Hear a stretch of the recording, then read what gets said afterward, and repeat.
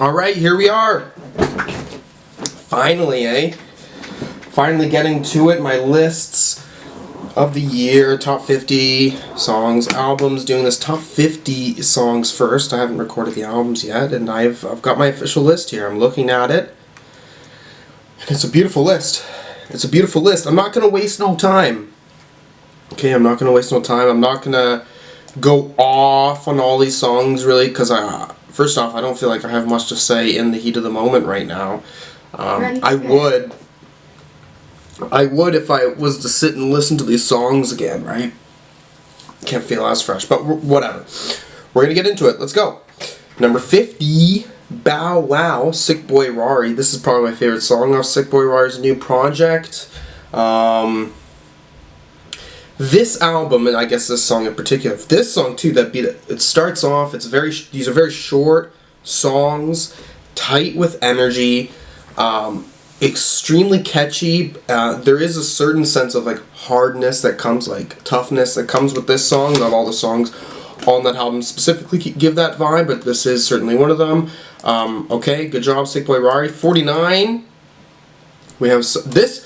I'm kind of shocked about. This is someone I actually know in real life, and they released a single this year, 10,000 Lumen Light by JV, and this was a very impressive song. First off, too, it really was that chorus that was selling for me, but I felt like there was certainly a lot of emotive, like a lot of emotions coming out vocally that were selling for me, really feeling the passion of it, so that's good stuff here. 48, Post Ryan, Gilla Band. This is a fun song. There's like just a sense of cynicism from this song that I have a lot of fun with. This post-punk mixing in with the synths. Yeah, it's gritty. I love it. Rare Angel, Death Dynamic Shroud. This is one of the lengthier tracks on this project, like 6 minutes or something like that, and I really feel like it takes its time to expand and go many different directions. When it comes to this song, it certainly is production really sells this song as well. So good job on Death Dynamic Shroud making it. Next song up here, Gold Chain Punk, Who Gon' Beat My Ass, Soul Glow. Yeah, this is a hardcore song. It is a hardcore track. Really loving the energy that I get from the vocalist. You know, he's first off, I do feel when it comes to hardcore music, I don't really get this sense of personality from it, just lyrically written. I really do think the lyrics shine on this song. Yeah, it's fun. It's a lot of fun. Next up, Glasgow, Jockstrap. Yeah, this is my favorite song off the Jockstrap album. Jockstrap, this album really did a lot to genre bend, but I think this sort of stripped back song really focused on this acoustics there, very sad, folky vocals, slightly upbeat at moments. It's cute. It's a cute-ass track, okay, and it deserves to be here. Number 44, Poland by Lil Yachty. I listen to Poland by Lil Yachty a lot, okay, so it has to be up on this list. I'm not really the biggest fan of Lil Yachty. I've certainly enjoyed things that he's made, but wouldn't be expecting him to be like making it on a top 50 list. But very short song, like 1.5 minutes long. It doesn't even feel like a full song, to be honest. But you know, obviously that little like him doing the wall, like that's a lot of fun. Yeah, great. This next song, I don't know why, I just recently listened to this, and this was the song that stood out for me on the album, Bjork's new album, Fosora, and the song Sorrowful Soul. A lot of vocal layering in this song I find interesting, or even listening to this with headphones is quite interesting. This song, in a way, too, it kind of felt gospel-esque. Like it took me back to church, you know, as a child. I'm not saying that all the songs when I was in church were bangers, but the way that Bjork is doing it, at least, there is something very peaceful about this. It's very nice. Next up, oh my god, this is one of those like singles of the year. Although this was released last year as a single, considering this is on the album, I decided to put it on here. Tears in the Club, FKA Twigs with The Weeknd. Oh my gosh, this song is banging. Okay, this is one of those songs this year that I definitely would be, singing that hook, just doing whatever I am doing with my life, right? Really stands out. Yeah. And this is much more of a poppier R&B track. Again, I wouldn't say FKA Twigs was really known for that, especially with LP1, a little bit artsier, and the project after that being much more for a sad, very sad vibes. But anyways, yeah, good for her, good song. Next up here, Patrice Colors, Stole My Lunch Money, Gaius Guevara. I could have picked any song from this album, I guess, but this one really sold out to me sold for me on a beat basis. The beat on this is fantastic. Gaius Guevara, kind of a new name to the scene, and just dropping with so much confidence, really. There is a lot of lightness. I think there's a lot of lightness to his beats, still like chopped up soul samples, sort of vibes, or more specifically the Silk Sonic one that's on here. But he has a colorful nature to his tracks, you know what I mean? Instead of it trying to be, you know what I mean? Like mixing this feeling of old school, but making it brighter. I don't know. That's how I see it, at least. Next up here, Dripping Tap, King Gizzard, Lizard Wizard. It's nuts, okay? King Gizzard, Lizard Wizard are absolutely a nuts band. Released a lot of songs this year, but yeah, the 20-minute track they made, just giving that jam band vibe, very trance-esque, a lot of fun. It's the one that stands out the most, by far, easily. Next up, Walking by Denzel Curry. This song, I think, this is easily the best song, I think, on that album. I'm putting it up here, too, feeling like he really stands as a lyrical, like, delivering lyrically very well. It's quite an impressive song. Especially, too, I kind of was not the biggest fan of this album in comparison to other people, but a very fast flow on this. It's really striking and working for me. So, okay, good on Denzel for that. Next up here, Radar, JID. This song, I think, really is, out of any of the songs off this album, really gets in here too. Like, that beat, or the way that's hitting at the start, and then even having this nice beat switch in the second half. GID too, being a rapper who I wasn't really listening to beforehand, or wasn't really on my radar, I guess. But it stood out. It stood out definitely this year, and one of the better rap tracks this year, definitely worth your time. Next up here, this album came out very early on in the year. Don't Be So Hard on Your Own Beauty by Yule. This song is great. Again, a little bit different than the other songs on this album, especially feeling like a much more of an electronic sound, or a drum really taking focus on songs. This one more being about acoustic. It's just a sad emo track. Almost makes me feel Tumblr-esque for sure. But it's very peaceful. It's very peaceful. Peaceful, straightforward track for me personally. Next up, Tell Me a Joke by Quadeka. Quadeka's an interesting character. Didn't listen to the album beforehand. I'm aware that this is where he gets a little bit more conceptual. He is, as a vocalist, he really shines on just like little subtle things in the song that, kind of strike me with emotion. They really do. Even when I will say this album lyrically, I still found some to be desired. This track, at least, I'm finding really puts me in a gloomier headspace for sure. Now, songs can be sad or have sad emotions, so have you, but don't want to affect you in this certain way where they'll change your mood. But this one, I feel like it does. I will shout out too, I think, with Quadeka, or this song, or any of the songs on the album, very, very unique production on these tracks. Like, it has a very specific identity I don't think I'm getting from anything else. Next up, Hurts to Love by Beach House. Hard to pick a track from this album. But I think with this, Beach House album, it's the structure of all these songs is very straightforward, more straightforward than I've ever seen from them. But yeah, I don't feel like I have much to say about this track because this album, at least, like, I don't think like, oh, Beach House is reinventing themselves. Like, I don't really see that. I just feel like they're perfecting what they've been doing for a long time. I like the hook on this one. It's a light track, you know. I do feel like when it comes to their dream pop, they can be a little bit heavier or in your face, but this one is not really trying to attempt to do that. So, yeah, cool. Next up here, there better be a Mirrorball Arctic Monkeys. This is a very smooth track. Okay.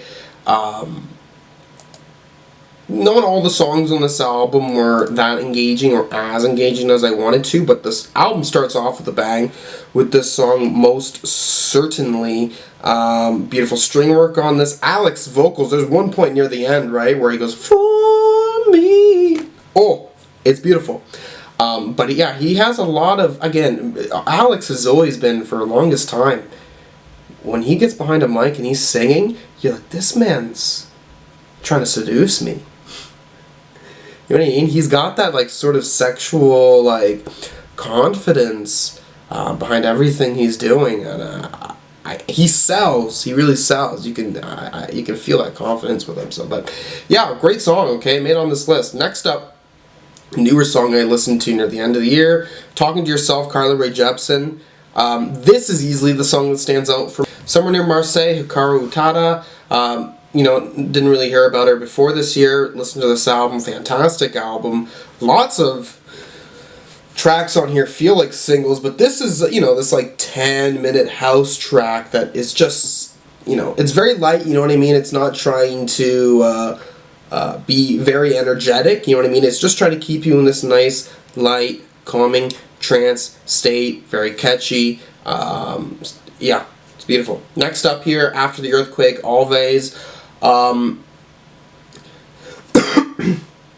I do really like this album, and I found it hard, not fully hard, to pick a favorite song, but these tracks are very consistent in quality, I think, but with this one I really feel like it is that exit here, that very fast-paced exit they have, where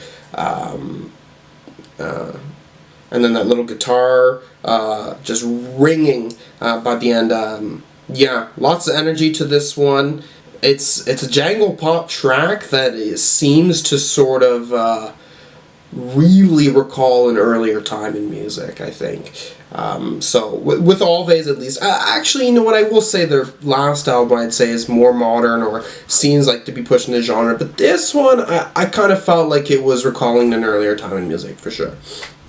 Next up, Polo Rico, Billy Woods, Messiah Music. If I had to pick a Billy Woods song, I'd pick that one. Very chill, low-key song. Very floaty with that beat. And that's sort of what I would prefer from Billy Woods. This is a little bit more of an emotive track. When it comes to Billy Woods this year, I feel like he's given us some, like, creepy-ass shit, too. Like, backings of songs. And, you know, lyrically, he's certainly an introspective fella. You know, one thing with Billy Woods, I don't know what it is, but I feel listening to the songs, I'm not always paying the attention that I need to. But whenever I do pay attention, I find myself going like, wow, this guy is not writing like anyone else really in the rap scene. He's certainly a very colorful storyteller, and I think he deserves your attention. I need to go back and listen to his older projects, because the thing is he's got a nice catalog. Yeah, who knows what we'll see from him later on. 29, Simulation Swarm, Big Thief. Yeah. There was a lot of songs you could have chosen from this one. This one is just a standout track for me. I don't really have much to say about this track, to be honest with you. yeah, I actually don't really have much to say about this track. I'm trying to think of something to come up, but it's not gonna happen. It's number 29. I really like this track, Big Thief. There was a lot of songs on that album. Okay. Oh, there's like a nice little solo on this track too. Oh yeah, I'm hearing the song in my head. I can recall it. A little bit of an electric that's really holding on to me when electric is not really necessary for this album, but you know, there's a lot of change to genre on this album, I'd say. Next up here, another one I listened to before the end of the year. Once a Man, Twice a Child, Nas, King's Disease 3. Yeah, this song stands out for me, but once again, I think there may be bias. I re-listened again, I was like, no, I think this is my favorite song. But I felt like there was bias just because I heard this song before listening to the album. I had a friend who was like, no, this song's so good, and he was telling me about what the song's about, and so I really know what the song's about now, too, and I think it's interesting, you know, Nas discussing being a kid, being a man, when you're old. Ooh, this is probably my favorite Ty Boy song this year. All the Way, Ty Boy Digital, Blade, and Young Lean. I think this is the only song on that album where there's two features. I think when they're passing the mic to each other, this is where the energy really is striking for me. I really like that yeah or whatever, like that little Ty Boy hook there. It's very fucking catchy, that part. When it comes to verses lyrically, obviously, I'm not like too worried about what it's trying to say. I'm just I'm entranced. Okay, I have a lot of fun with this song. Yeah. Woo. Woo. Next up, Kick of a Lifetime, Leroy, or C0 and CERN. I shouldn't call it C0 and CERN. It's not. Whenever I play it on work at Alexa, that's what it'll say. It'll call it C0 and CERN, which, whatever. But this is my favorite song off of Daria Core 3. I don't know what it is about this one. Obviously, the one thing is that Sky Ferreira little sample that it's using, like, just really sells it for me. You're not gonna find a lot of songs like this, you know. Or if you do know other songs like this, send it my way, because whatever Jane Remover was trying to do with this side project blew me away. Like, blew me away. And I'm fiending. Okay? I'm already fiending for more Daria Core, and I would like it as soon as possible. Thank you. Next up, Sayoko by Rosalia. This song, out of all of them, easily got on here because of that beat that's on there. It starts off very slow, like, okay, you know it's building into something, but wow, the energy that she's giving here is wonderful, and this sort of bass that's on here, I don't think I would have known her for that. You know, I've heard her like pop songs that have come out. Like, you know, songs that have really made units, and then, you know, the one album she made a little bit beforehand, which was much more of a traditional, like, flamenco sound, right? So getting to see this sort of directions change is wonderful. I may have Rosalia in the back too. That's the only vinyl of an album this year, and I recently bought that. I saw it at the mall. You know, sometimes if you go to the mall, they sell vinyls. And I was like, yeah, I'll buy this one. I missed out, too. I wanted to buy the Black Thought album. And then the next day I go there, it's not fucking there, so. Really need to get the Black Country Roads, though. That's a given. Maybe one day. I don't have any of the Black Country. I don't have the other. Okay, whatever. Next up, 2010, Earl Sweatshirt. Yeah, I really like this track. First off, I will say this has got a very energetic beat, and Earl, even, you know, since some rap songs for sure, that wouldn't be a way to describe the majority of his songs, but this one really stands out. Yeah, great track. Great track. This one feels very full of a song too. I feel like Earl is still going in this direction of and I feel like this is intentional, right? Of not fully cooking a song all the way through. You know what I mean? They're not fully cooked.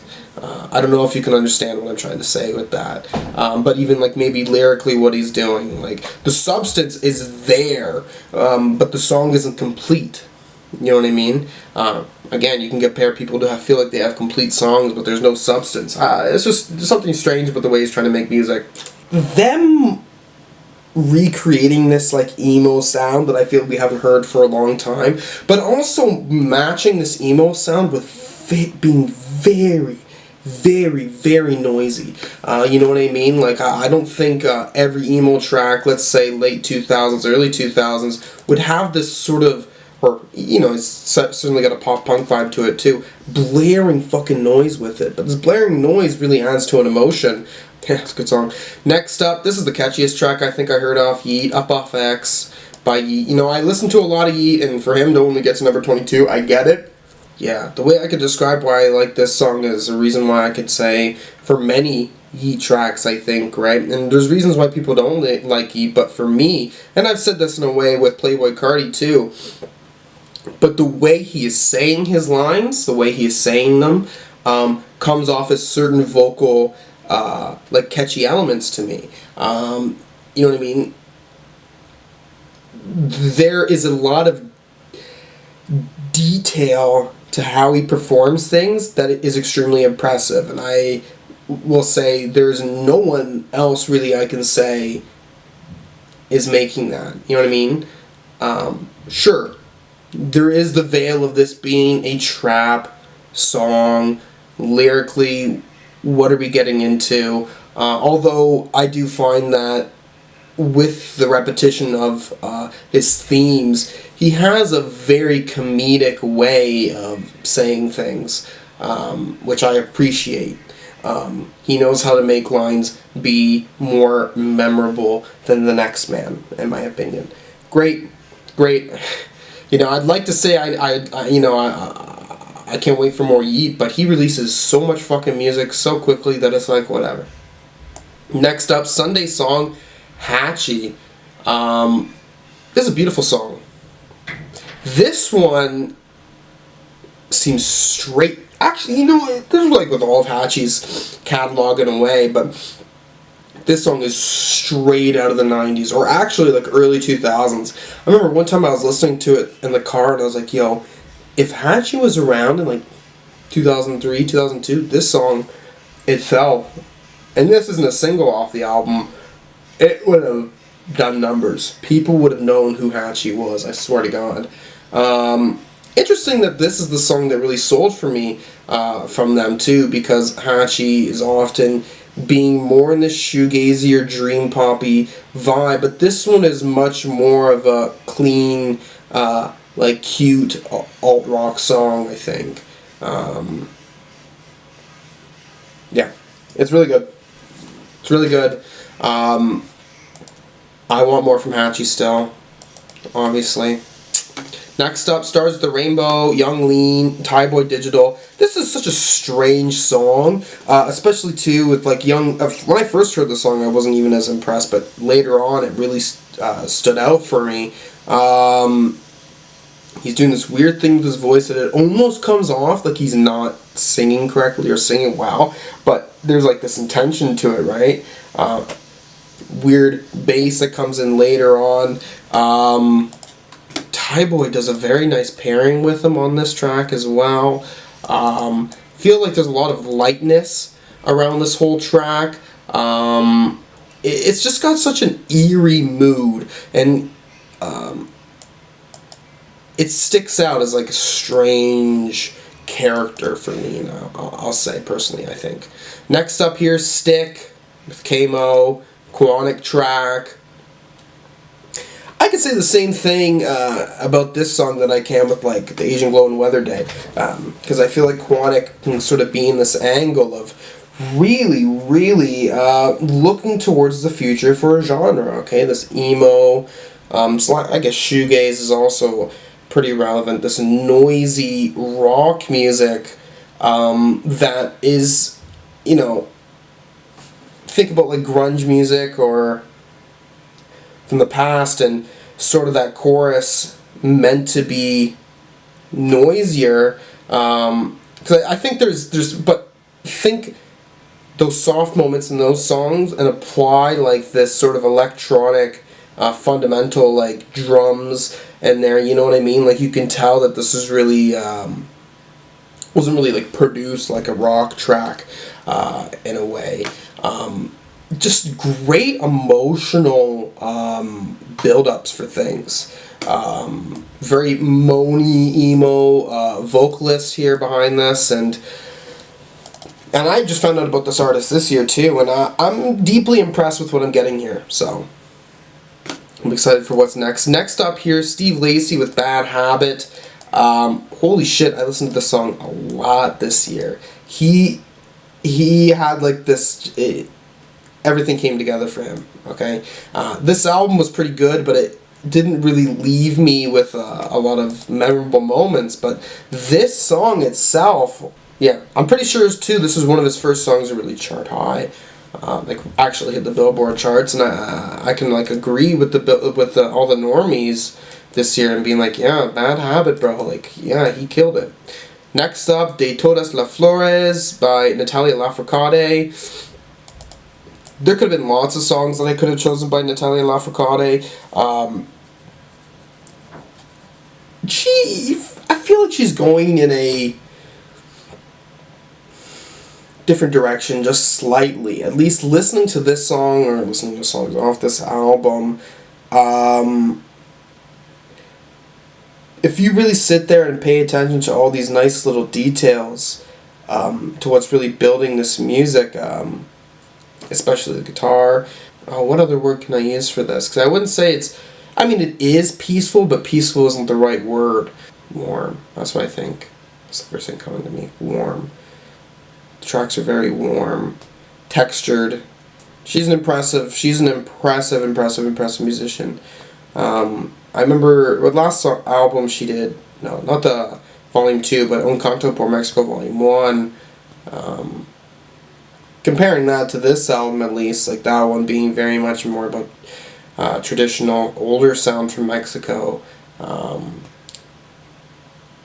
This is I'm now wanting to talk about the album, not the song, but good on her. Next up, Super Kick Party, West Side Gun. One of the only songs off Hitler Wears Hermes 10 where there's no feature. Most of these songs have features. But with this one, that beat, that conductor beat, starting on here, it's just like a song like this with that beat. Like I'll be listening to this track and I'll be like, this is my face the whole time. Like, oh, yeah, he's got a very nice, nasty flow on here. I don't have too much to say about it. I just recently listened to this album. Yeah, great. Next up, Cross the Sea. Alex G. I don't know what it is with Alex G, but him really working with these folk songs, having this like vocal like modifier on him, strikes me with just strikes me emotionally. I really love it. This was my favorite song off the album for sure. Across the Sea. I've never been the biggest fan of Alex G from what I've heard before. Well, I've liked songs, but full album I always find I'm not taking everything with me, but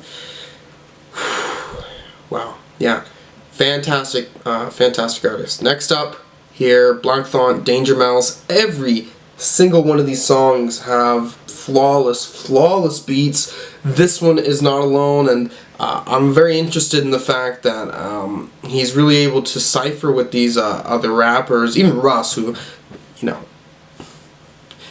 Russ doesn't really get brought up into discussions when it comes to rap music from like a critical point of view. Let's just be real, let's just be honest, okay? But I think he sells here. I think he does quite a good job. I don't know how long this song's been a song for, because I remember reading something about this album, like the reason why these songs sound so old school too is because they weren't written recently. Love the sound of this track. Love the sound of it. Next up, Grapevine, Wise Blood. Oh yeah, Wise Blood absolutely hits it out of the park for me once again this year. This is probably the one song on here too that feels very dated. I'm talking about Hatchie or Alves. That's bringing it back to a more 90s era. Wise Blood's definitely taking it back to a 70s era with this song. She's certainly queen. I don't have much to say, man. I'm running out of things to say, but it's a beautiful song. I feel like I don't have things to say for some of these songs when I feel so consistent about the album, basically. Where it's like, yeah, I picked Grapevine. I knew that was my favorite song, but the new Wise Blood is a very short project, not many tracks on it. But next up, Sugar Sue, Black Midi. I think this was my favorite song. I did this album too with Hellfire. The first few tracks were like the really big singles, but how Black Midi gets instruments to work, okay? The way they sound, there's like you know, you're not listening anymore. It's much more like it's attacking you. I don't know. I'm trying to find if there's a better word for it, but it sounds like it's like attacking you. You know what I mean? And it's shocking. I feel like I could say this about songs off Cavalcade as well. This is another one I guess that would have charted quite well, but oh fuck! This is another one. This is quite a sexy track by The Weeknd. Probably the best song on here for like if I heard this, like this is the one that's gonna make me want to move. Okay, like I'm feeling the vibe from Abel. Oh my gosh. Next up, and you know there's gonna be some controversy with this track. It's reaching the top 10 too, but this is a fantastic fucking song. Okay, Easy by The Game in Kanye West. The beat is brilliant. The beat is brilliant. The Game too is a rapper I haven't really listened to much of. He's a little bit of an not old school I guess, but early 2000s would have been where he was quite relevant. And then you have Kanye West on here. Sure, we can talk about this verse being controversial. You know, it's not making it on my list because, you know, I'm in like full support of like, especially the Pete Davidson line, right? But I feel like listening to this track and even the way it's written outside of the morals, it's very comedic and it's still very clever and provoking. And I think trying to criticize music on how provoking an artist can be, you know, making sure you're really listening to them. This is one of those songs, okay? It really is one of those tracks. And, you know, he doesn't say he loves Hitler in this song, so maybe that would be a little bit of the deal breaker. Okay, next up here, Royal Blue Walls, Jane Remover. Jane Remover released a few songs this year. Three singles. This is the one that really sold it to me. Already, what a change from anything that I've heard for them. Being a very big fan of Frailty, but really liking the step into this more industrial noise that can be quiet, sit in the back, more singer-songwriter. This seems a little bit more personable than we were getting beforehand. And this track, and I guess the other tracks I've heard too, really seems to be taken from the emo greats. Okay, and I am I'm a very big fan of emo music, and I really am appreciating that I can feel similar emotions, while also with the sound, not just with the times being 2023 or 2022, but really understanding that there is a scene for it. People are a part of this, and I am finding a new artist to really identify with. I think so. Good shit. Next up here, Freeing the Knowledge, The Smile. Oh my gosh.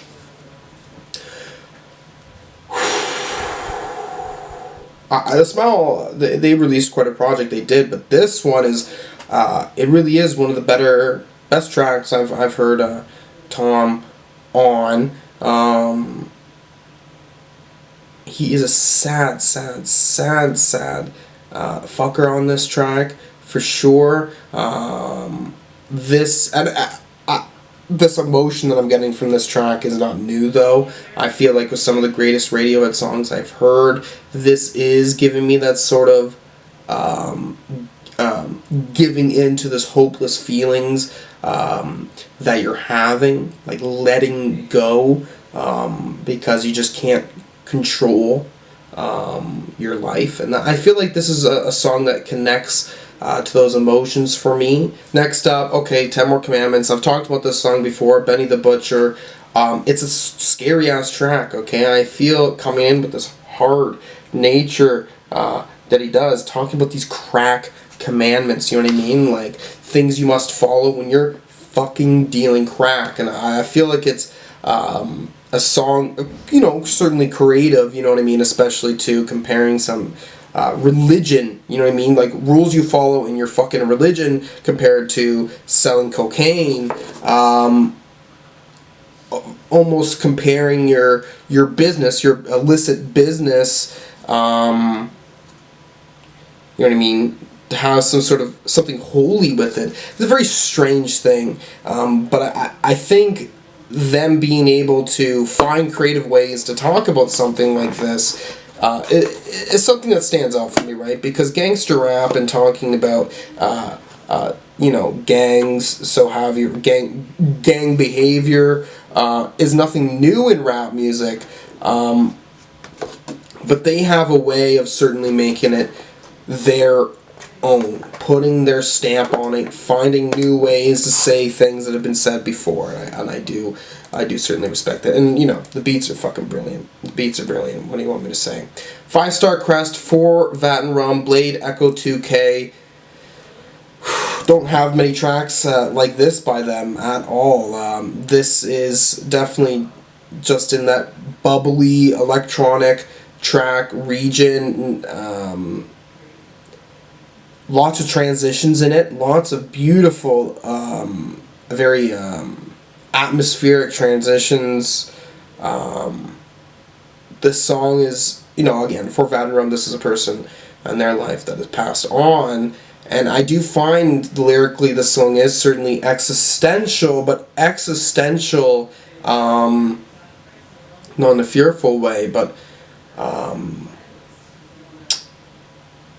in this sort of like very blissful way, you know, especially with the instrumentation around this.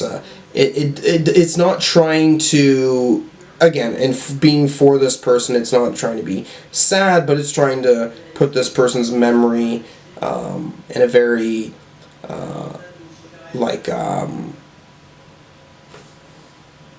being remembered. Like there's love to what they're doing. Yeah, fantastic. Number 5 here, Concord, Black Country New Road. I'm going to put a slash here too, because Good Will Hunting could easily be in here as well. These songs, but Concord has an emotional build-up that I'm maybe liking or preferring. But really, with Good that little part there, Good Will Hunting, goddamn. Both those songs though, regardless, these are some of the best written songs I've heard of all time, I think. Wonderful, wonderful songs. Oh god, they're beautiful. Deep voice that's just selling, just like the heart that you're hearing in this song, like this intent. You know what I mean? Like, I don't feel with a lot of these tracks on this list, they have the same sort of like understanding of what they were trying to do, or you know, were they really coming into this recording the songs and like, I don't know, you know, it'd be interesting, not even just Isaac, but anyone in this band to really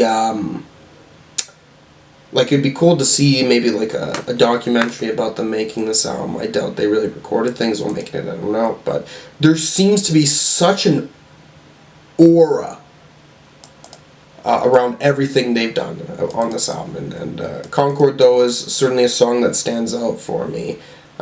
Yeah. Next up, one of the better... There's 3 rap songs here. We'll float by them here. John Woo Flick, Conway, Benny, Westside. They work good together, okay? They work good together. I do feel like with this song, when they're all...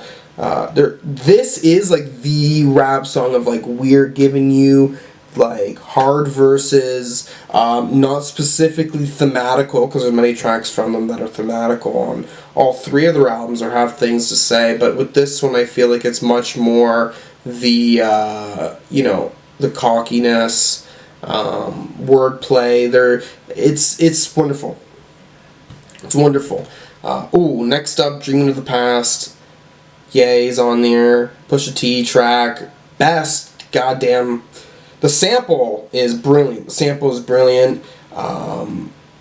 Pusha T too. I really like the way he raps, most certainly.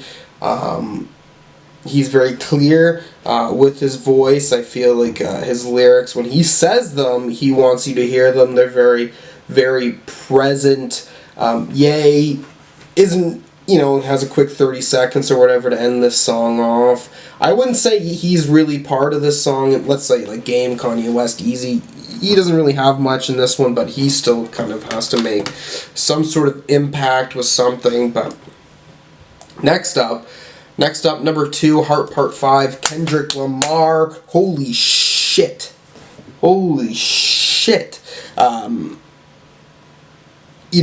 Funny thing is, too, if I had to pick any other song from Kendrick Lamar, like if the Heart Part 5 didn't come out, I don't know where the other Kendrick Lamar song would have been on in this list. It wouldn't have reached the top 25, though, so that's kind of interesting. But, okay, yeah, you have the Marvin Gaye sample that he's sort of using here. He's being able to discuss things with many relevant people in pop culture, and I think... this is honestly one of his best performances. Holy shit. For a Heart song to stand out. Again, I've only listened to the Heart Part 4. Okay, there's other ones beforehand, but remember when the Heart Part 4 came out, it didn't really stick. Like, it was a good song, naturally, it's Kendrick Lamar, but it didn't have the same resonance that this one's gonna have. Obviously, too, that music video adds even more to what you're supposed to get out of the track, which I think is brilliant. Great track. This number 1, Number 1. Ethel Cain's gonna be number 1 with Hard Times. That's my favorite song this year. Ethel Cain. This is the song, I guess, that emotionally struck me the most this year. She is got such a presence vocally. This is a shorter song, and I say shorter, I'm pretty sure it's still like 5 minutes, but Ethel Cain on this album, Preacher's Daughter, makes lengthy, slow chord tracks. They work for emotion for sure, but this one is much more of the, has a punch to it. Lyrically, there is a sense of, not just to this song, but other songs, this alienation, for sure. She is not afraid to look vulnerable. When I saw her live, I just listened to the album for the first time, I think like a week or so beforehand. And I really liked the album then. I think this is the album that made me shed the most tears this year. Anyways, thank you for watching. Here's to 2023. Much more beautiful music to be coming. Peace.